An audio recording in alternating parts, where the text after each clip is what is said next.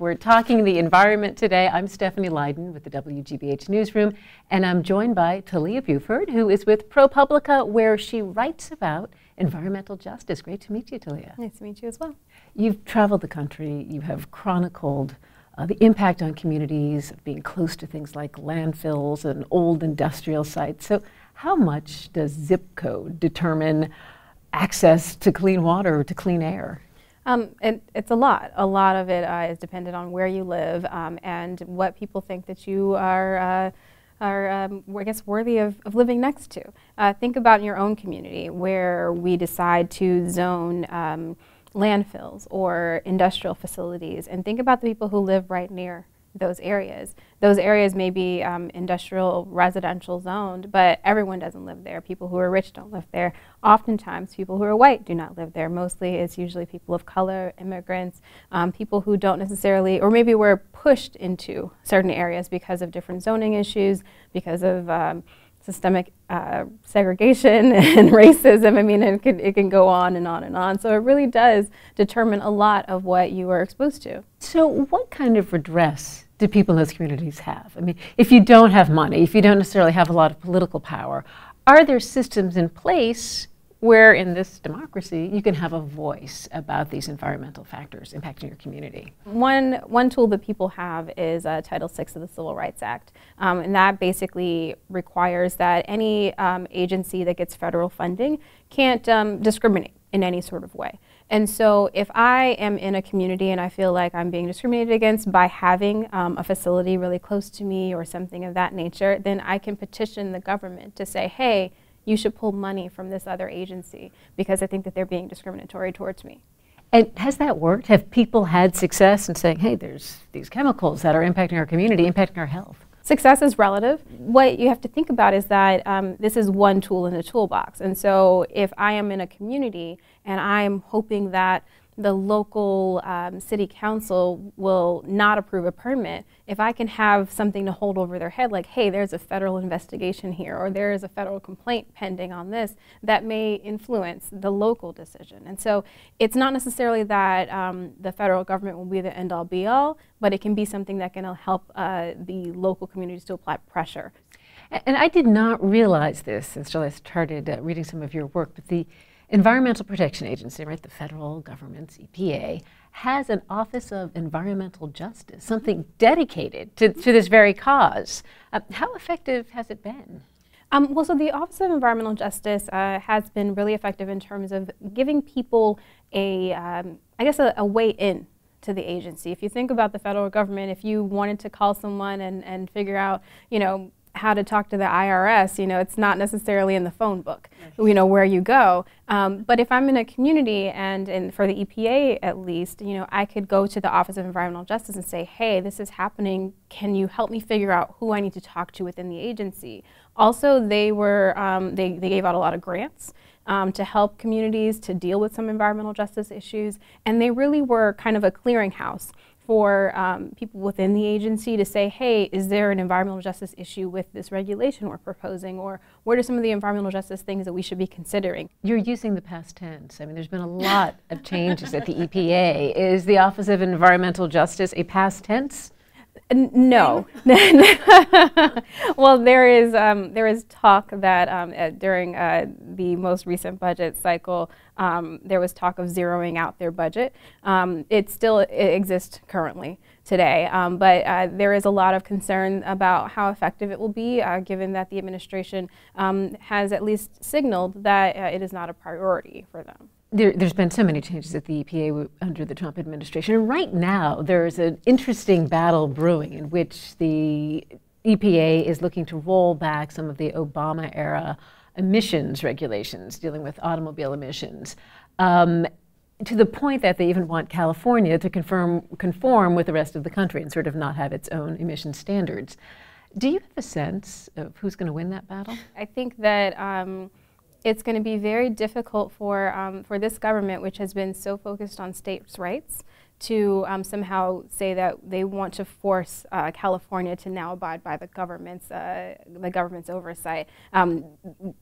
Scott Pruitt, the EPA administrator, has been very adamant about making sure the states have flexibility to do what they feel is right for their communities. And so, in theory, it seems that that should also extend to stronger protections than the federal government thinks are necessary. When you look at it from an environmental justice point of view, it seems to me that emission standards impact us all, right? Because we're talking about the amount of car emissions into the air.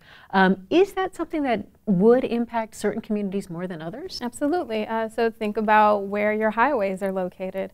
A lot of highways are cut through different, where they bisected, entire, minority communities. There are people who live, under the turnpike, or not under the turnpike, but, in the communities surrounding the turnpike. And so, and also there may be people, people who are homeless, or people who are lower income, maybe more transient. They may be living in these places. But if we're talking about people who just live in the communities surrounding them, they're the ones who are more susceptible to those things. Do you think, even at this time when we're seeing changes in the EPA, changes in regulations in general, there is a pushback from the public?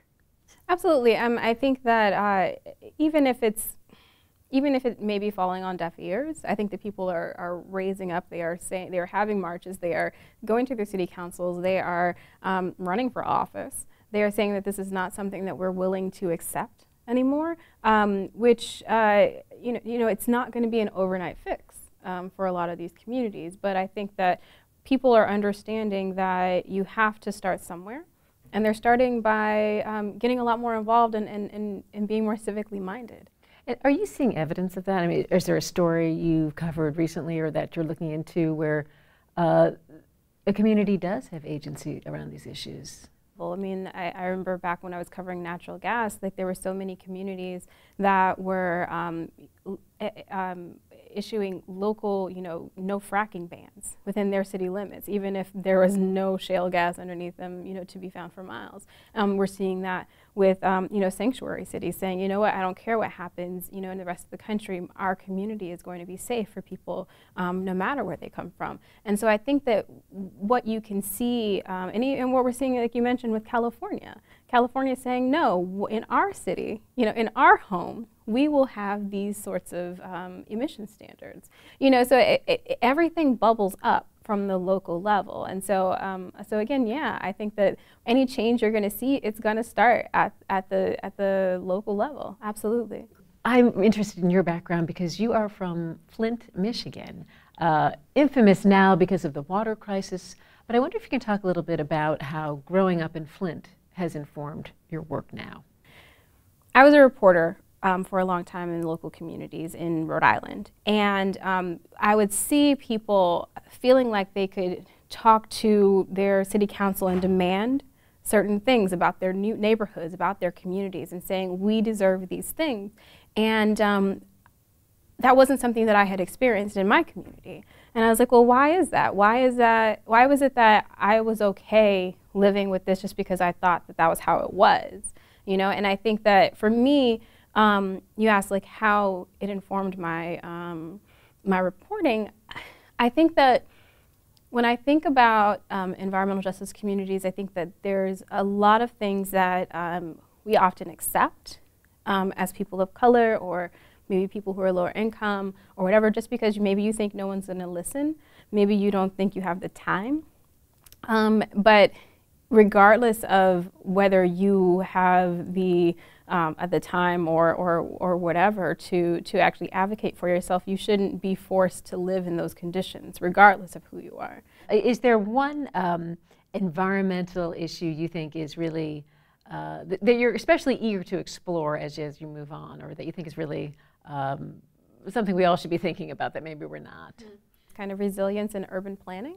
I think that, as states like Massachusetts and, Rhode Island and all these other places along the coast that have to, contend with climate change in a very real way, they're talking about, how do you save the Cape? How do you save these different areas? And I think that in those conversations, what's important is who they're building resilience for, and what are you allowing to lapse. And making sure that you're at least thinking and making those conscious decisions, because it's very easy to say, hey, we want to build up this area because it's a major economic driver or whatever. But then it's like, okay, well, if you're building up this area, what area doesn't get support? And what's possibly there that we're losing or that we might lose? And those decisions are not made in a vacuum. Well, they're made often in a vacuum, but we should at least be having the conversation. Talia Buford with ProPublica, covering environmental justice. Thanks so much for your time. Great to meet you. Thank you.